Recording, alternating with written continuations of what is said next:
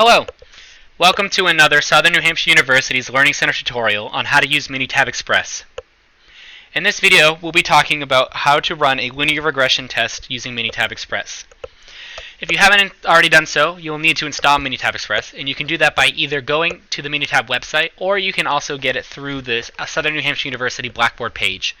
If you need assistance with getting Minitab through the Blackboard page, feel free to check out the video of the installation process within this series of tutorials and get some assistance with actually installing the program.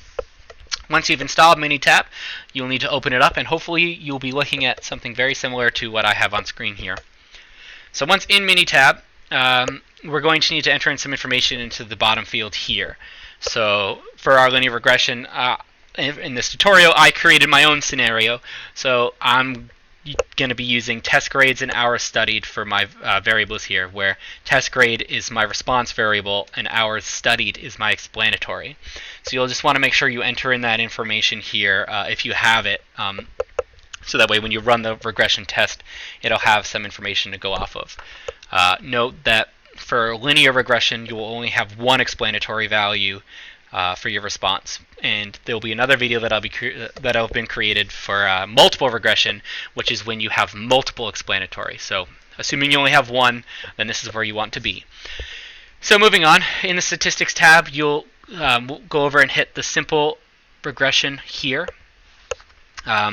Because this is just a simple linear regression model. So now we have this pop-up here, and we're going to need to give it some more information about our regression.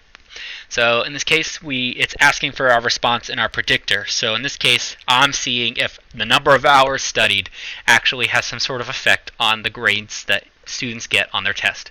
So that means the response that I'm looking at is the test grade. So I'm going to select that for response. And what I'm trying to predict that with is the number of hours studied. So that would be my predictor.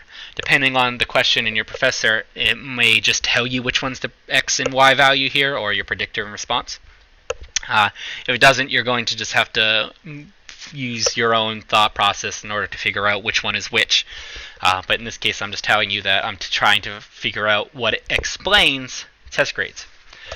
So once I've selected that, you can choose the type of regression model here. In the 240 classes, or the regular statistics classes here at Southern New Hampshire University, for simple linear regression, you'll only be using linear. So that's just what I'm talking about here. So make sure the linear option is selected.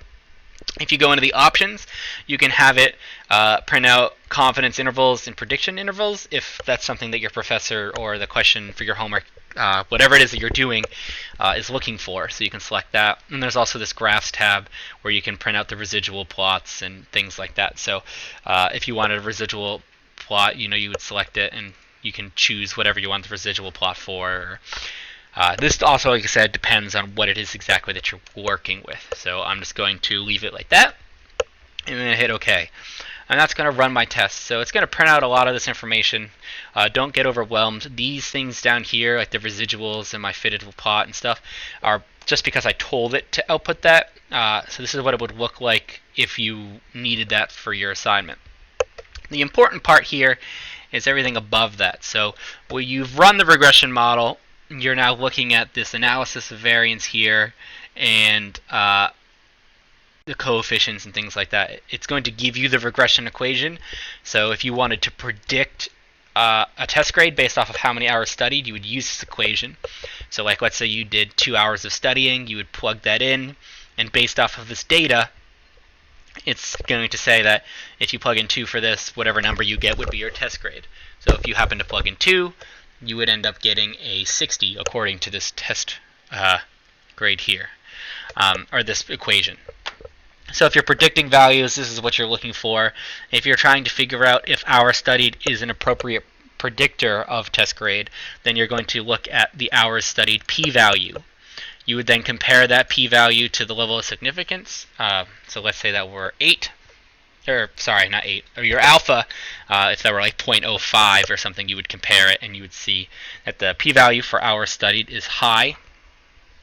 So that way, that would mean you would fail to reject it, which means that you wouldn't be able to say that it is a significant predictor. But again, I'm going to try and stray away from using or talking about the actual math part, because this is strictly helping you figure out how to use Minitab, and hopefully your professors or tutors or whoever it is that you're working with will be able to explain the actual math behind it. So that's basically the premise behind running a simple linear regression test. Like I said, you can get the equation here, and you're going to be using the p-values. If you're trying to figure out which predictors and stuff you would be using for your regression, that won't be in this section because that would be in multiple regression. But for this, like I was saying, you can talk about just this one explanatory variable of hours studied. But yeah, that's basically a quick rundown on how to use linear regression on Minitab Express. I hope this video was helpful to you, and please make sure to check out the other videos on the tutorials on how to use Minitab Express. And if you are working more with regression models, make sure to check out the multiple regression tutorial as well.